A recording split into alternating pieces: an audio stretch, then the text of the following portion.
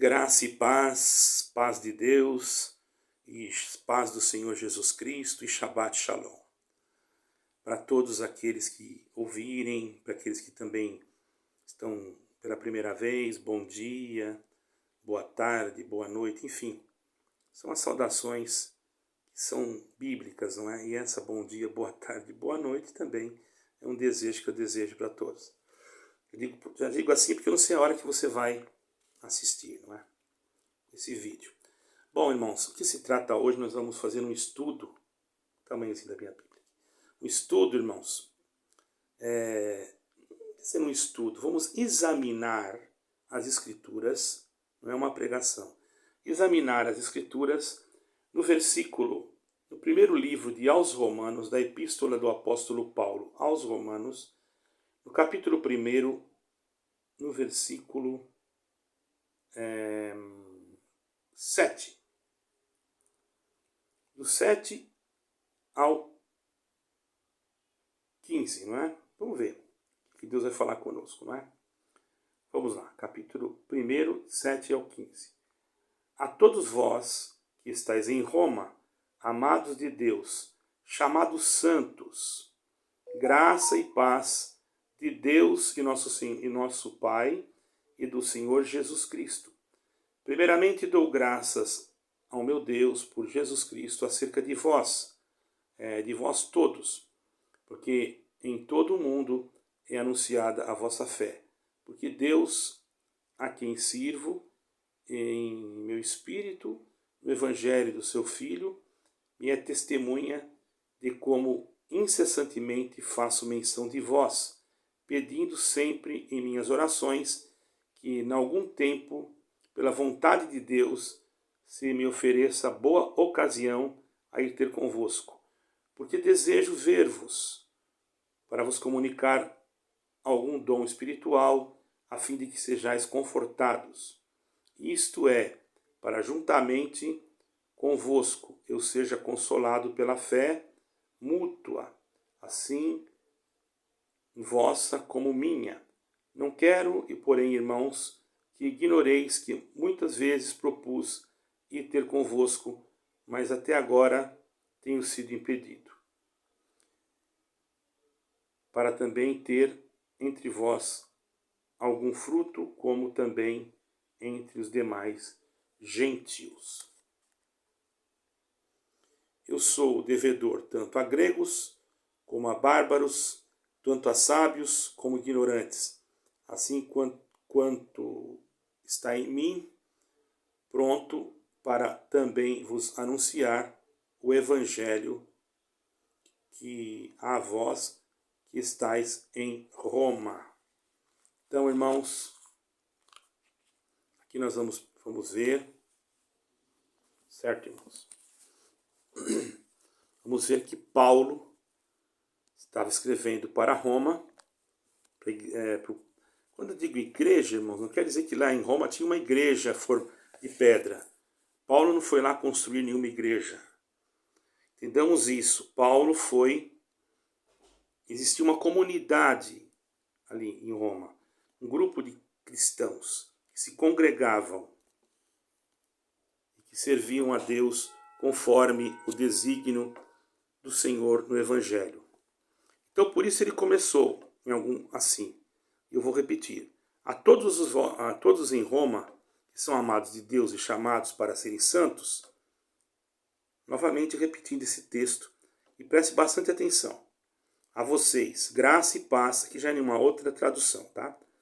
Da parte de Deus, nosso Senhor, nosso Pai e do Senhor Jesus Cristo. Antes de tudo, sou grato a meu Deus, mediante a Jesus Cristo, por todos vocês. Ali a letra é muito pequenininha, então gaguejei muito, né? Então, vejamos. Porque em todo o mundo está sendo anunciada a fé que vocês têm. Deus, a quem sirvo de todo o coração, pregando o Evangelho de seu Filho, é minha testemunha de como sempre me lembro de vocês em minhas orações, e peço que agora, finalmente, pela vontade de Deus, seja-me aberto o caminho para que eu possa visitá-los. Anseio vê-los. a fim de compartilhar com vocês algum dom espiritual, para fortalecê-los, isto é, para que vocês sejam mutuamente encorajados pela fé. Quero que vocês saibam, irmãos, que muitas vezes planejei visitá-los, mas fui impedido de fazê-lo. Agora o meu propósito é colher algum fruto entre vós, assim como tenho colhido entre os demais gentios. Sou devedor tanto a gregos como bárbaros, tanto sábios como ignorantes. Por isso estou disposto a pregar o evangelho também a vocês em Roma. Eu fiz a leitura 2 vezes, para você compreender bem o texto. Porque desse texto nós vamos fazer uma análise, ou vamos examinar esse texto. E muitas das vezes, quando a gente vai a um médico que vai fazer uma análise sanguínea, às vezes ele faz uma vez, às vezes tem que fazer até 2, e até mais. Não é? Mas aqui nós lemos 2 vezes o mesmo texto, você percebeu? Não foi que eu esqueci, eu fiz proposital. Bom, primeiro ele disse: a todos os que estão em Roma são amados de Deus. Entendamos que Paulo nunca tinha estado em Roma. Não fundou a igreja romana que nós conhecemos, não foi ele que fundou. Isso torna o livro de Romanos diferente, porque a maioria das cartas de Paulo eram para igrejas que ele havia fundado. Parece que a igreja em Roma começou de uma forma espontânea, quando os cristãos chegaram à grande cidade do império e se estabeleceram lá, certo? E também não há nenhuma evidência bíblica ou histórica de que o apóstolo Pedro fundou a igreja de Roma. Isso não existe. Tá, irmão? Em Atos 2:10 descreve que, como havia pessoas de Roma entre os judeus presentes no dia de Pentecostes, que era uma festa judaica, então eles voltaram para casa e havia uma comunidade cristã em Roma, quer dizer, um grupo de pessoas que viviam numa comunidade que era cristã e continuamente migravam para Roma, de todas as partes do império. Não deveria nos surpreender que uma igreja começou ali espontaneamente, sem ser plantada diretamente por um apóstolo. Deus começou a fazer a obra, porque quando Deus quer, ele não precisa de usar de ninguém, ele faz como ele quer, irmão. Claro que ele se usou de alguém para falar, mas não está aqui dizendo que foi Paulo. Mesmo assim, por meio de desconhecidos, mútuos ou por meio de suas viagens, Paulo conhecia muito dos cristãos que estavam em Roma. Conheciam pelo nome, porque ele os menciona no livro de Romanos, no capítulo 16. Mesmo que Paulo conhecesse muito dos cristãos romanos, por conhecimento, ele sabia também 2 coisas sobre eles e todos.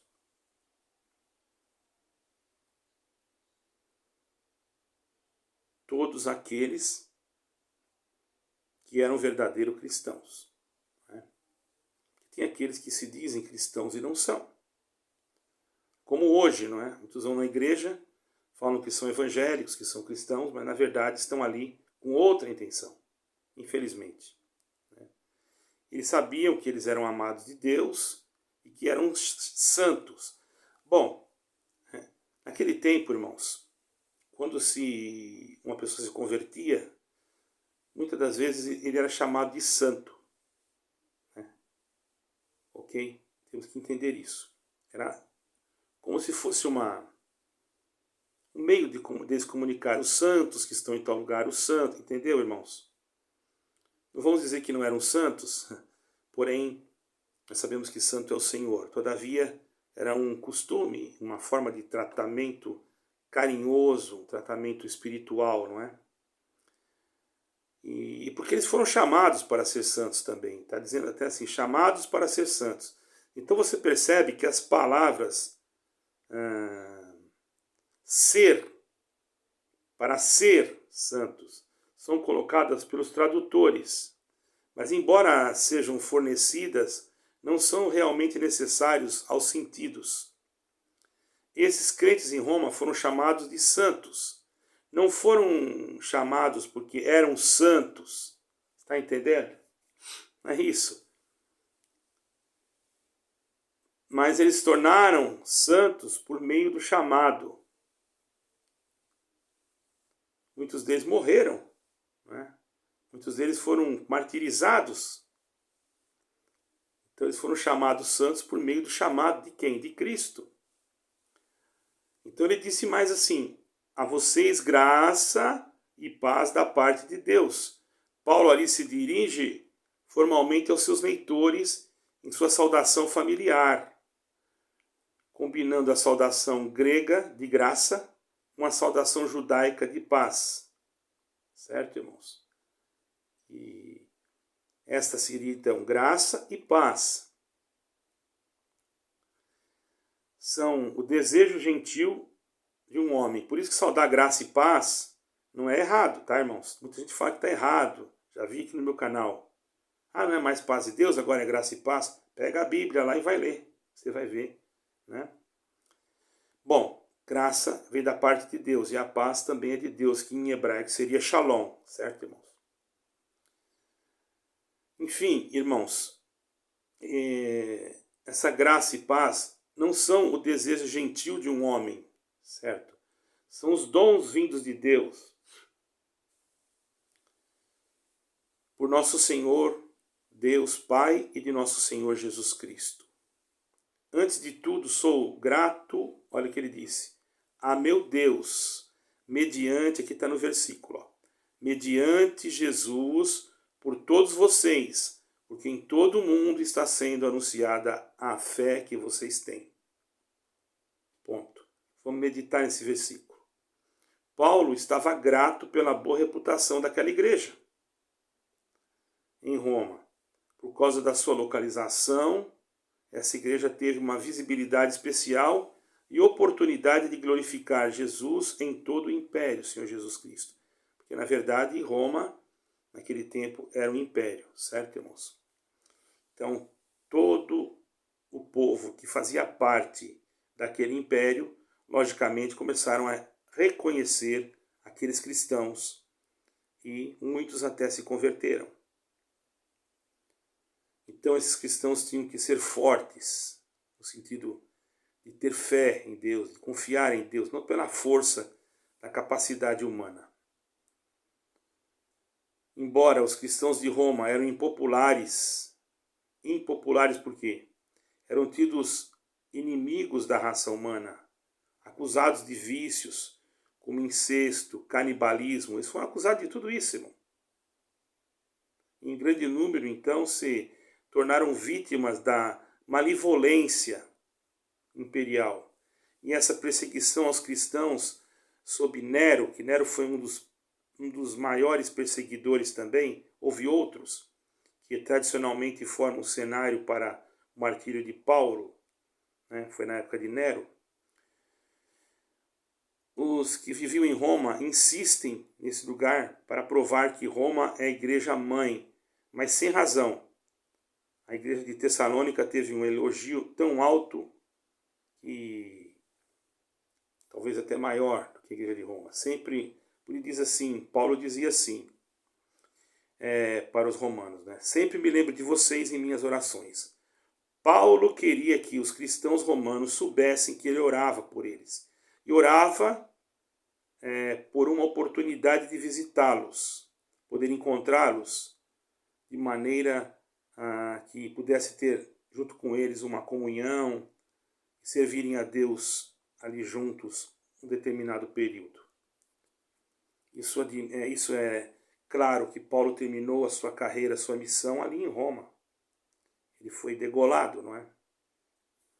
Agora vamos entender o que está acontecendo nos nossos dias.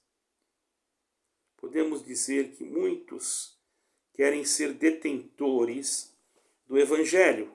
Vejamos que ali em Roma, onde houve grandes martírios, onde houve perseguições terríveis contra os cristãos. Para quem não sabe, muitos que já foram em Roma conhecem ali o Coliseu. era um lugar onde era usado como vamos dizer assim, estádio, né? Vamos comparar com um estádio de futebol, para vocês entenderem melhor. Mas não era para futebol, ali era para fazer espetáculos, circos, onde existiam lutas de gladiadores e também apresentações assim que atraíam o povo. E quando Nero era imperador, houve uma decadência muito grande no império, e por esse motivo, irmãos, Nero tentou seduzir o povo com festas. E ele pensou, vou perseguir esses cristãos, prendê-los e jogá-los no meio da arena de Roma, e o povo vai ver, vai assistir. Então houve ali, irmãos, um grande derramamento de sangue, pelo simples motivo, irmãos, de que muitos, simples motivo não, perdoem a expressão, por um grande motivo, irmãos, estarem servindo a Deus, na sua simplicidade, seu amor, procurando servir ao Senhor, escondidos, perseguidos, maltratados, não é?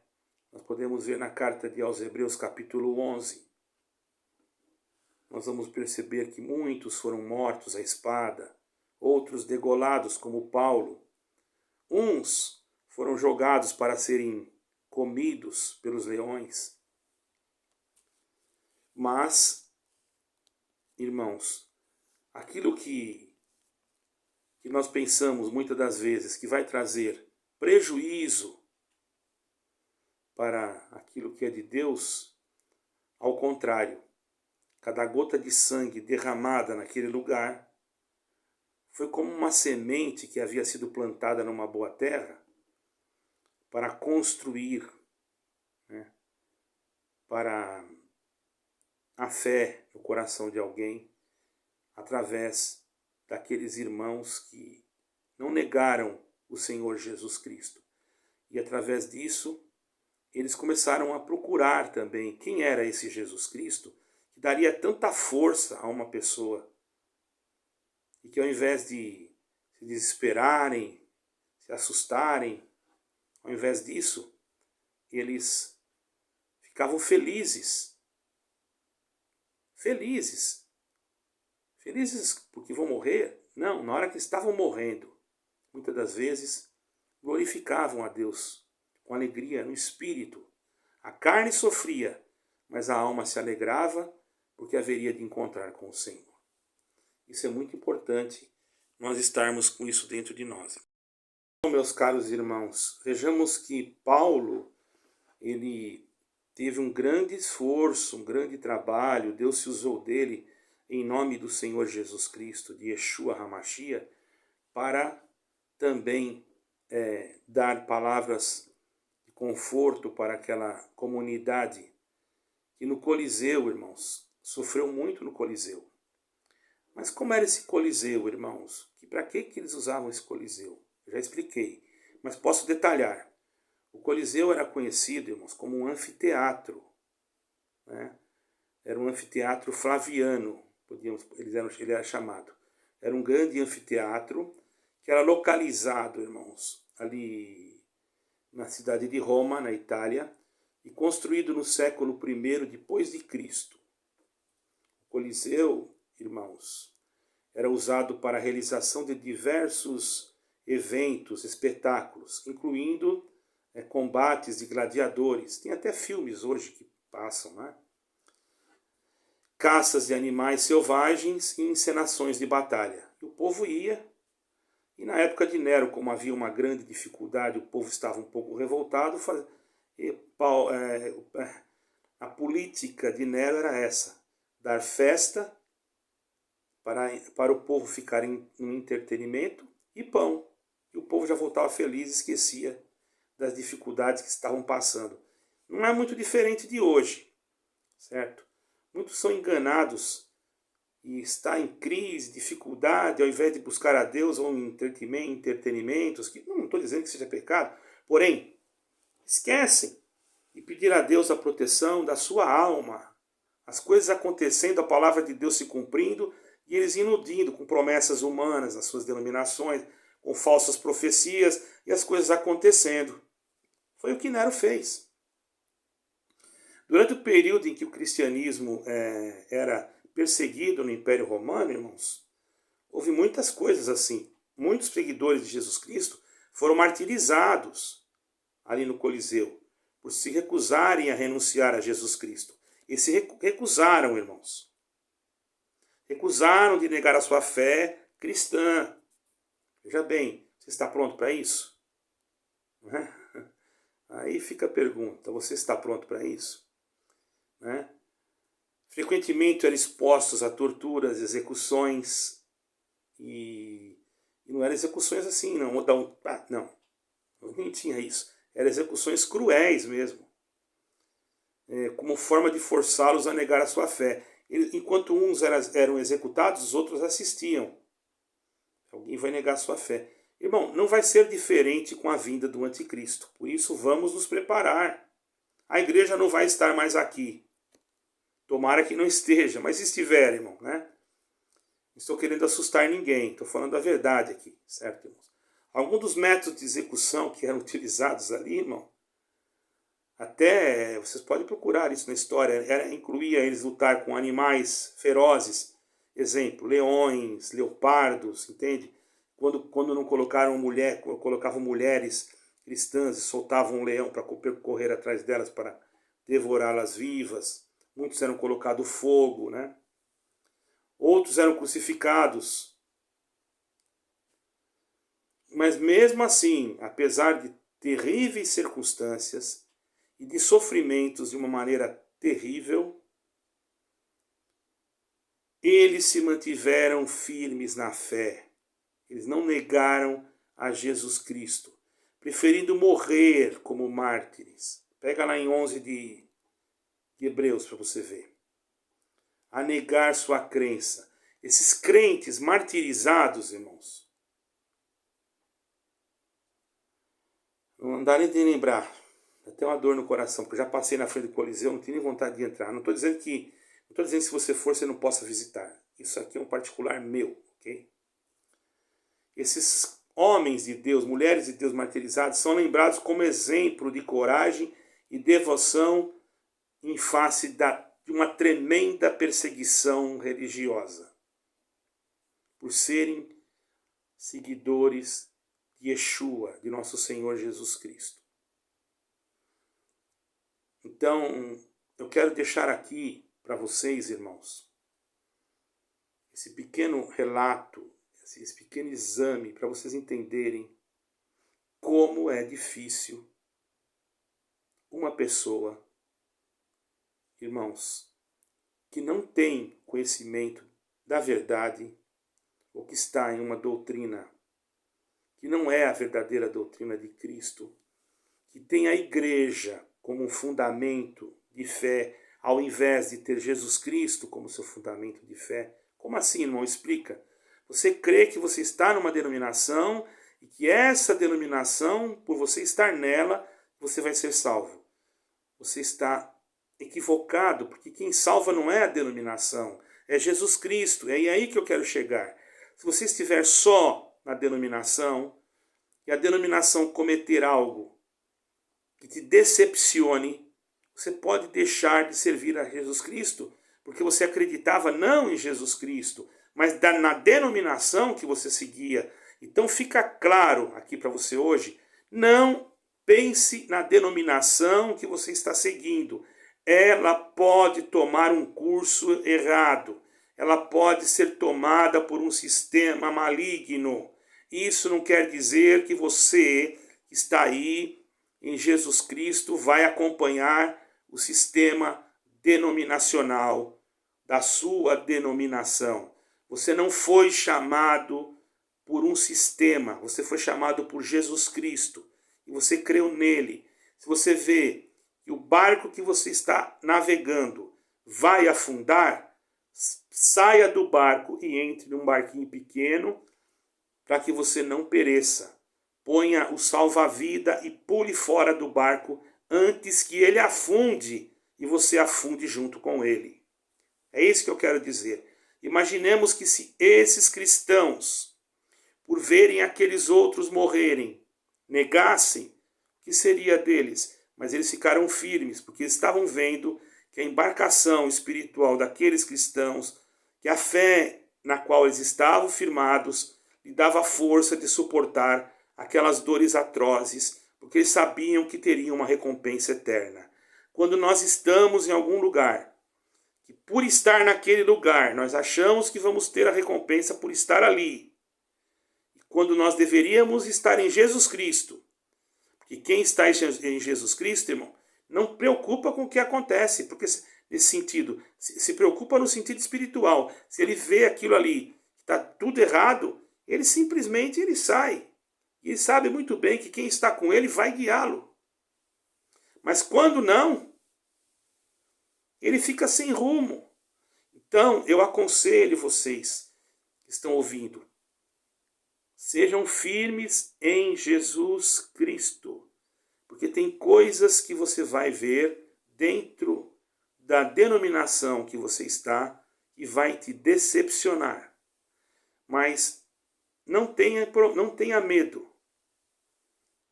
Se você estiver em Jesus Cristo, você nunca estará sozinho, nem sozinha. Porque Jesus Cristo nunca dependeu de paredes, de CNPJ, de federação, de nada disso. O Senhor Jesus Cristo, ele faz aquilo que ele quer na nossa vida quando nós realmente cremos nele. Por isso que a nossa salvação tem que ser por Jesus Cristo. E por nada mais, apenas por Jesus Cristo. E ele sabe como nos conduzir nesse lugar que nós estamos caminhando, que é essa terra, e que já está havendo, sim, um plano do anticristo. Porque muitos foram anticristos, tinham o espírito de anticristos. Ou melhor, tinham o espírito do anticristo. Nero e outros. Mas agora está para se manifestar o anticristo. Aquele homem do pecado. Que Paulo disse lá em Tessalonicenses. Com a eficácia do mal. E saiba que ele já está planeando muitas coisas ocultas. E que se nós não tivermos cuidado, nós podemos ser enganados. E eu vejo muitos sendo enganados e não estão vendo, porque não leem a Bíblia, porque não se dedicam na leitura das Sagradas Escrituras, porque não estudam a Bíblia, não examinam o que está escrito. Então você vai só naquilo que você ouve. E o que acontece? Você corre um grande risco de ser deixado para trás. Mas hoje, eis aqui o despertamento. Aquela igreja de Roma. Não estou falando da igreja que tem hoje lá. Se bem que hoje tem igrejas que estão fazendo pacto com Roma, até construindo prédios ali, ou para poder ficar mais próximo da sua mãe. Não é? Perdoe explicar assim, mas é verdade. Ficar próximo da mamãe. Da mãe de todas as prostituições, que está sentada nas 7 colinas. Com um bom entendedor basta. Tenhamos cuidado, irmãos, que nós estejamos do lado de Jesus Cristo, porque não haverá dragão, nem besta, nem nada que possa nos separar de Jesus Cristo quando nós estamos nele. Deus abençoe a todos. E meditem bem naquilo que Deus me deu de falar aqui. Graça e paz, em nome do Senhor Jesus Cristo, a paz de Deus, Shabbat Shalom.